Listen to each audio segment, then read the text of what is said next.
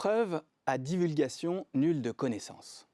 Bonjour à toutes et à tous, je m'appelle Jacques-André Finch-Lomberger et je suis responsable des opérations de l'association Blockchain 122. On va parler aujourd'hui d'un concept fascinant dans le monde de la cryptographie, la ZKP ou Zero Knowledge Proof, en français, la preuve à divulgation nulle de connaissances. Alors ça a l'air un peu compliqué comme ça, mais en réalité, la Zero Knowledge est un concept qui transforme notre manière de partager des informations personnelles tout en garantissant le respect de notre vie privée.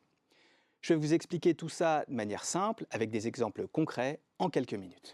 Alors concrètement, à quoi ça sert ? La Zero Knowledge a plein d'applications pratiques dans tous les domaines où l'on doit partager des informations personnelles et des données sensibles. Dans le domaine de la santé, vous pouvez prouver que vous avez un certificat médical ou que vous êtes bien vacciné sans jamais révéler quoi que ce soit d'autre de votre dossier médical complet. Autre exemple, dans le domaine de la finance, vous pouvez prouver que vous avez les fonds nécessaires pour effectuer un virement ou un paiement sans révéler votre solde bancaire.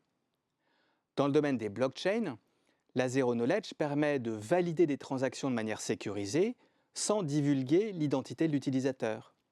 Ou encore, prouver que des calculs ont été correctement exécutés sans avoir à les refaire, permettant ainsi d'accroître le temps de traitement et donc le nombre de transactions opérées sur une blockchain.